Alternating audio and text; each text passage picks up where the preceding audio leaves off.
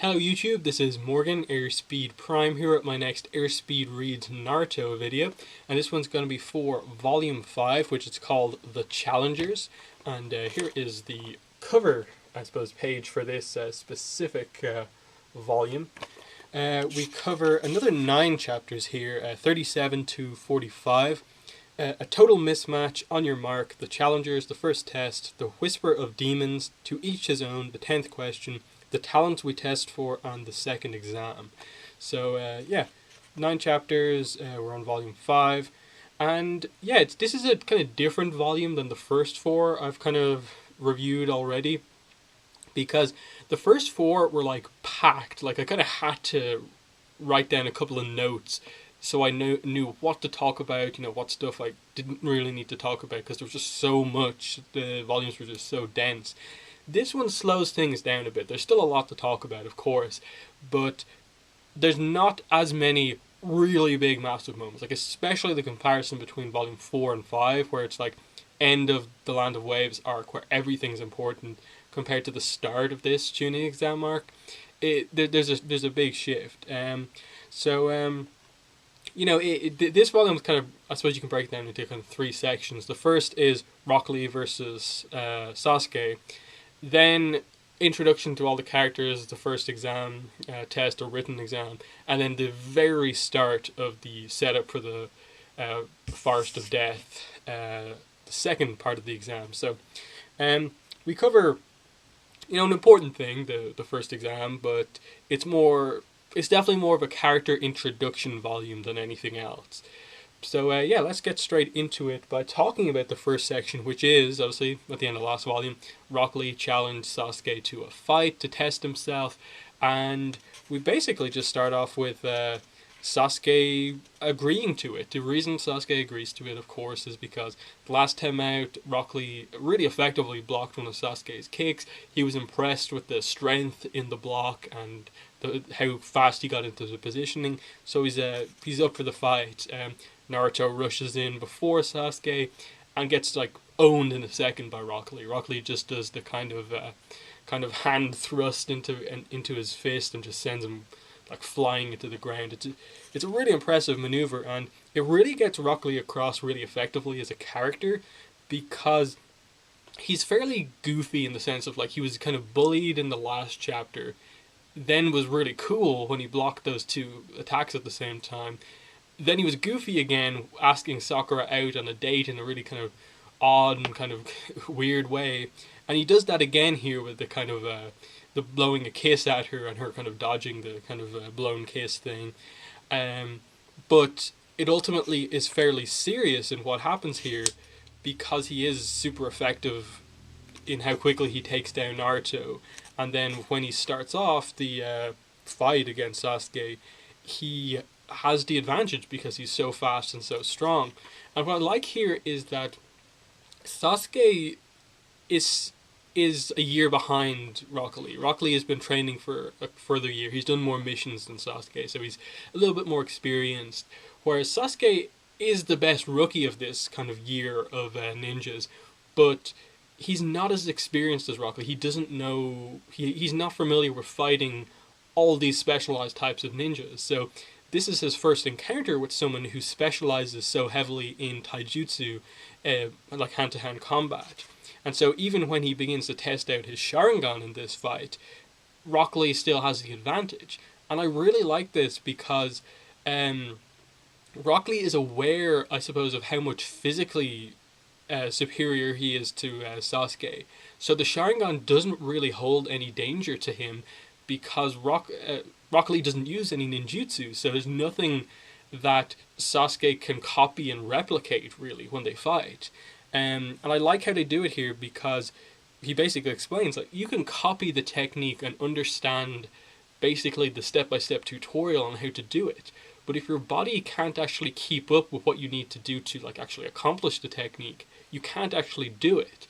So you can't actually copy my moves because they're high-speed taijutsu and they require so much effort, and your body is not ready for that yet. So I really, really like that explanation, and it made Rock Lee kind of come across very unique as basically the first like super specialized shinobi we've seen so far in the series. Someone who just specializes so heavily in one technique, and Sasuke not really being prepared for that and being fairly new at the Sharingan is not used to that. It also again shows that this is the second time Sasuke has used his Sharingan, and the second time he has been defeated very quickly after activating it. He actually hasn't used it like properly just yet and like won a fight with it. So that's pretty interesting in and of itself. And throughout the fight, you have Rock Lee constantly talking about how like your Sharingan is natural born genius. I hear it runs in your family. What have I got though? Blood, sweat, and tears. It's the whole idea of his character is he works hard. He fundamentally has no talent to be a ninja, but he works so incredibly hard that he's actually really good. Whereas Sasuke is the genius who has the genes to succeed. He has the capacity to take up all of these techniques very quickly, but he maybe perhaps doesn't work as hard. And he's just about to finish Sasuke off with his signature technique, which he's kind of was a little bit worried about having to use because he knows Sasuke is actually quite good. But obviously he's blocked by the arrival of a ninja turtle, who turns out to be Might Guy's summoning animal, but he's stopped from using it and the fight is over, but it's clear Rock Lee had the advantage. He was just about to finish off Sasuke in this fight. So it's a big moment for Sasuke in that he's so easily defeated by someone who he didn't initially think was going to be much of a threat. And then I'll cover Guy's arrival. He arrives here, but I want to talk about just Lee more specifically. Skipping ahead to the end of this chapter, Naruto at the end of the fight notices that Lee has taken the bandages off his hands to begin to use the secret technique. And he notices that Lee's hands are like all scratched, all kind of... they've been through a lot. You can tell that he has been like punching trees and stuff like that. He's been doing an insane amount of training, and so his hands are like super tough. And he notices this, and so when he begins to basically mock Sasuke for losing after he was so confident, and Naruto's just like, you saw his hands, right? He probably does so much more intense training than you do. It's only natural that it happened. And Sasuke's kind of like, he's about to get really annoyed, but then he kind of accepts it, like, okay, I have a long way to go. Things are starting to get interesting in these exams. So I really like that. It's an interesting side of Naruto, as he just kind of casually mentions that he usually doesn't notice these things, but I suppose he is a character who also represents the idea of hard work over natural talent, and so he notices someone who's put in a lot of hard work, and it was just a cool idea. But just prior to that, we get introduced to Might Guy, the leader of Rock Lee's team, and you instantly get the comparison between him and Lee, but he's like Lee to an even crazier degree. They've got the same hairstyle, but his eyebrows are like even thicker, and he's got even more of like an intense personality and stuff like that. And their interactions are really funny straight away. And I was kind of worried about how this interaction was going to come across in the manga, because in the anime it works so well, because I think, especially in the English dub, both of their voice actors are so unique and fit the kind of interactions that they have together so well. But it actually works well in the anime too, because of how he draws the scenes of like him punching Lee and then the two of them crying at the bottom of the page. Just that they've got this really close relationship that almost comes across like kind of father and son, but they're not. It is this kind of I adore you as my master kind of thing. Like he looks up to him to an insane degree, and this idea that he just accepts getting punched in the face as like punishment for going to use the technique that was forbidden, which we still don't find out what exactly it was. And then the final thing just with this section is that Guy mentions to Team 7 that he knows Kakashi and that they're actually rivals. That Kakashi says that I'm stronger than he is because we've had like these contests and the score is 50-49 in my favor. And so everyone's like, yeah, like Guy is awesome, he's better than Kakashi. But it's a really funny reveal, I suppose. It doesn't happen right now, I'm actually interested to see when they actually do the full reveal on that. But that guy takes their contest so much more seriously than Kakashi, and Kakashi ultimately doesn't really care too much, and for the most part never like properly treats Guy as like an actual rival.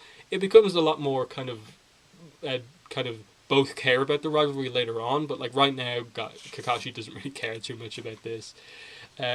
It's just kind of Guy's kind of personality coming across here. But yeah, and that's just the kind of opening segment before we really start the first exam. They walk in, the room is just packed with people from all of the villages, all looking super intense, and they are the rookies. Like there's 9 like rookies involved in this thing. Like it was a big issue in the previous volume that Kurenai, Asuma, and Kakashi nominated all of their students for this exam.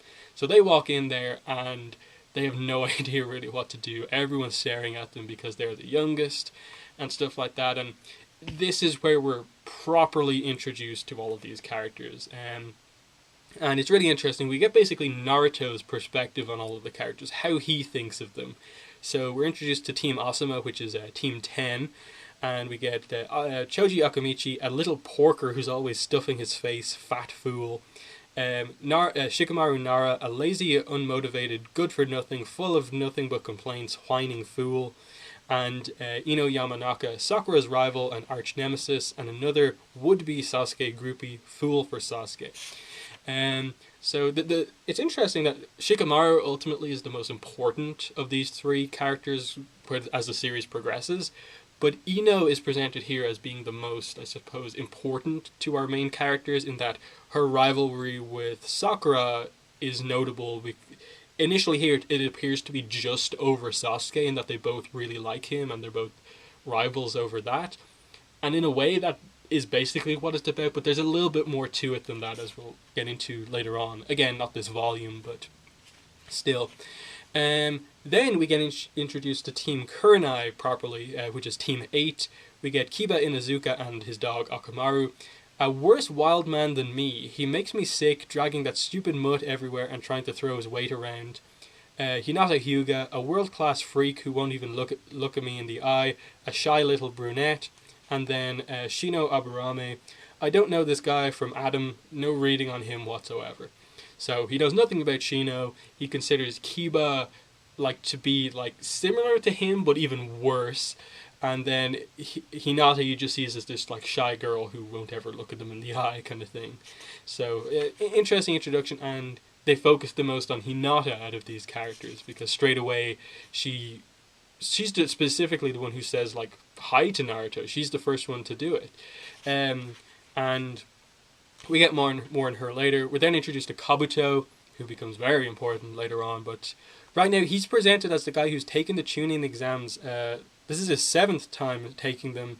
And twice a year for 4 years now. And he just has shinobi cards based on all of the notable candidates in the exam. And Sasuke asks about Rock Lee and Gaara, who he sees as right now being 2 of his main rivals. And this is where we get the idea that Rock Lee has done a lot more missions than Sasuke has, but his only speciality is taijutsu. He doesn't have any skills in anything else whatsoever. As you can see from his infographic, his chi is kind of nothing, and nothing else is like really notable on his diagram. And then Gaara is established to not have much information on him, but they mention he has done 1 B-ranked mission, and not many rookies get B-rank missions. Now, I'm surprised that neither this nor the anime referred to the fact that Naruto, Sasuke, and Sakura have just come back from a B-ranked mission. Now, ultimately, I suppose officially it was a C-rank, but Kakashi kind of says it kind of transitioned into a B-rank with the level of difficulty that it ultimately was. But I'm surprised that Team 7 isn't at least notable to the other candidates for having beaten like Zabuza and Haku, like a Kekkei Genkai user, and then a very notable kind of rogue ninja in Zabuza, and a very kind of dangerous mission in the end. So I'm surprised it doesn't get mentioned, but either way it's fun. Throughout this we're kind of interspersed between little scenes of the Jonin reflecting on how they think their candidates are going to get on. Guy, like Iruka last chapter, mentions like, why are you presenting them so early for this exam, Kakashi? It's very harsh and unforgiving, this test. And you can see their rivalry come out a little bit here when Kakashi says, "What my kids lack in experience, they more than make up for in surprises, Guy. Your cell will eat their dust." And the Hokage stops them before they kind of get into an argument. But yeah, immediately Naruto makes all the rookies enemy number one by saying his classic line there.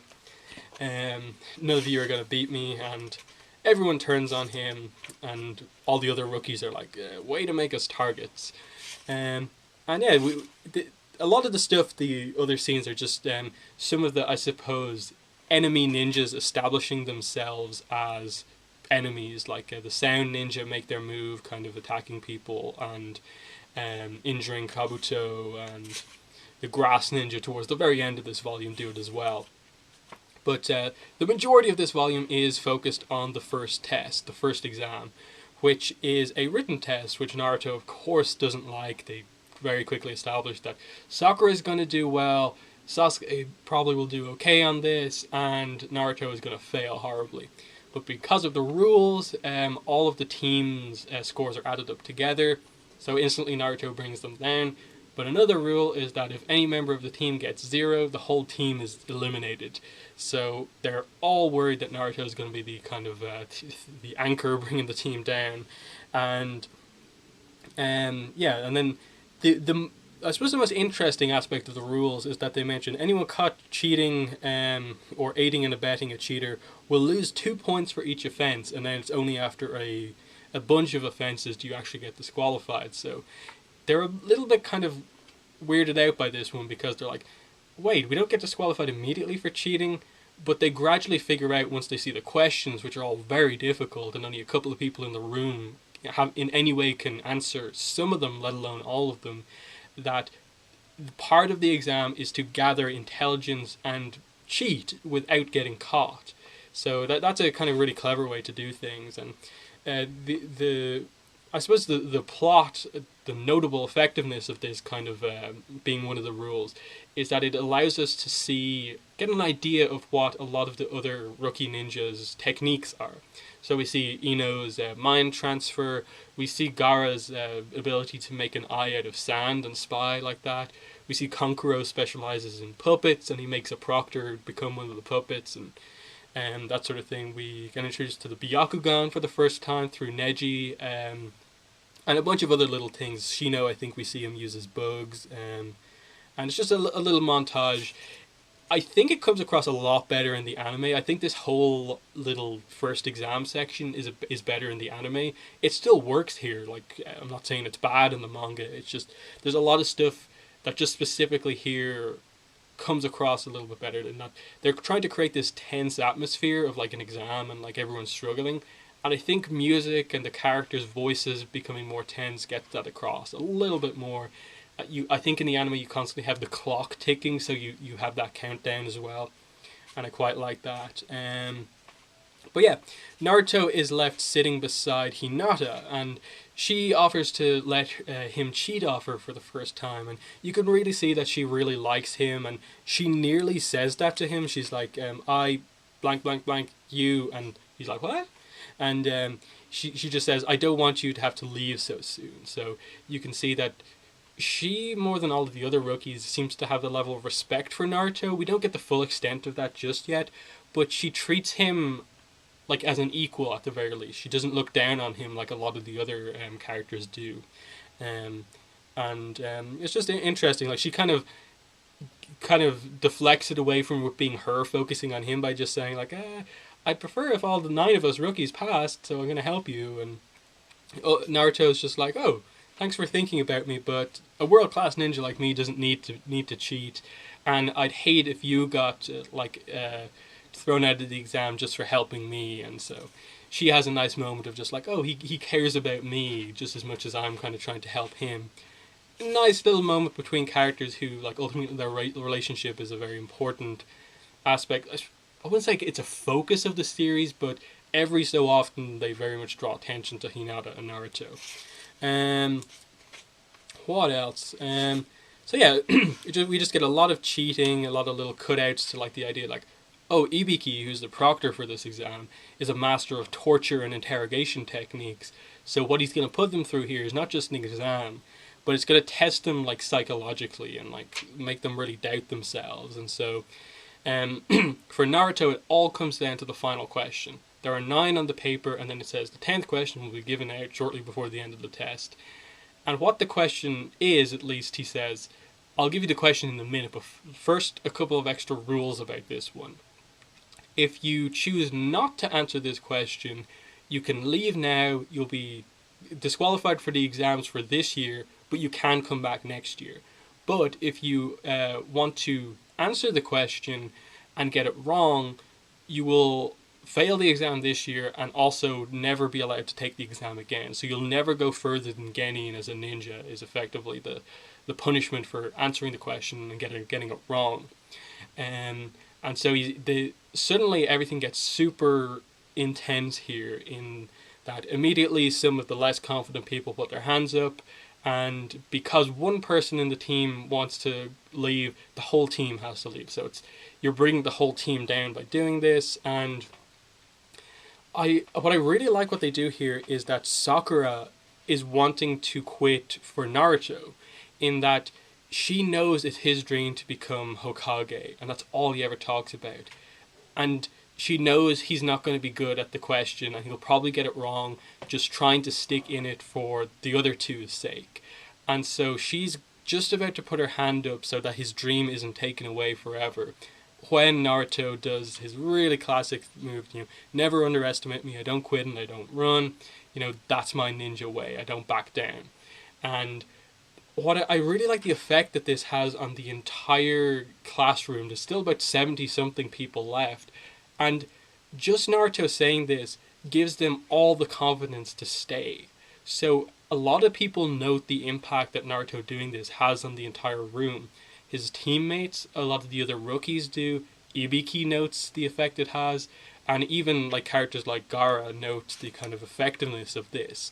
And I suppose that's kind of Naruto's kind of special talent ultimately, like the ability to kind of bring people together. And so the exam comes to a sudden end when he just says, okay, no one else is giving up, you all pass. This was the 10th question. This was ultimately the test. The 10th question was what this test was. And he explains that effectively what it was that if you become a Chunin, you will be leading other ninja. And if you are one to shy away from a mission just because it looks difficult, you're not worthy of being a Chunin. So the people who left, not wanting to fail forever, are the people who won't ever become Chunin because they didn't face up against a hard task. Whereas the people who stayed were willing to take a risk, and those are the type of people who will be able to accomplish hard missions. I really like that connection that they made there. It worked really well. But yeah, at this point, Anko arrives, who's the proctor for the second exam. There's a joke about her arriving a little bit too early. She's super intense about this and is annoyed that Ibiki let so many people pass this test. And she's basically just said in her mind that, look, I'm going to eliminate a lot of you in the next round. And yeah, effectively the final couple of volumes are just about setting up what is the second exam. It's a survival test in the Forest of Death in the Hidden Leaf Village. And what they have to do is that each team of 3 is given a scroll, either a heaven scroll or an earth scroll, black or white. And the goal is to basically sneak around, attack other teams, grab their scroll so that you end up with one of each, a heaven and an earth, and then get both of those scrolls to the tower in the center of the forest. If you do that, you pass the second test. But it's going to be dangerous. She has them sign consent forms, and you see some of the more dangerous recruits basically preparing themselves for doing some pretty brutal stuff. We get introduced to the grass ninja for the first time, the guy with the really large tongue, who seems to almost try and threaten Anko, and she's not having any of that. And it presents to them as a threat, in addition to the sound ninja, who were kind of out for a fight earlier on. And it's just, you kind of get the idea that Naruto and what he did earlier on is kind of painted a target on their team's back, and they're just about to head in as the volume comes to an end. So I suppose that's really all there really is to cover there. So some final thoughts on it are just that overall I really like it. A lot of focus on Rock Lee at the start, establishing that he's better than you think. That his goofy character kind of hides actually how serious and good of a ninja he is. The first part of the exam, the written test, is a really interesting dynamic to have in a really kind of serious test, and ultimately it comes together very well with the idea of like pairing Naruto with Hinata and having him kind of basically give everyone confidence to pass the test. That if he didn't do that, potentially his team and a lot of other teams would have left. So the reason there's so many people still left is because of Naruto, and that's a really big deal, that everyone has started to take a little bit of an interest in him in just in terms of his ideals and stuff like that. That there's something to him. His gutsiness really comes across to other people now. And then just to set up that was fairly tame compared to what's about to happen. We're going into a place called the Forest of Death, and the teams are going to be fighting each other in here, in addition to surviving with no food and that sort of thing. So slower volume, but some good character stuff. We're just introduced to a lot of new characters, and it'll only get better from here. But I have to say that probably one of the weaker volumes so far, but it's still good comparatively to a lot of other stuff. I still really liked it. So let's finish off this video with my awards. I'm going to give my favorite character of the volume to Rock Lee. He only really gets focused in the first couple of chapters, but I did really like what they did with him there. It really got his character across. As I said, like moving him from a fairly goofy character who was kind of getting picked on in the first chapter to actually getting him across as like a real threat in like the upcoming exams. That when it comes to physical combat taijutsu, it seems like there's no match for this guy right now, and he still has a secret technique in the bag that no one knows about. And the idea that at some point he plans to take on Neji, one of his teammates, who ultimately the fighting Sasuke was a test in advance of him fighting Neji at some point, to prove that hard work can beat being a true genius. And that's a really cool dynamic to have for that character. So Rock Lee, absolutely my favorite character from this volume. In terms of my favorite art panel, it's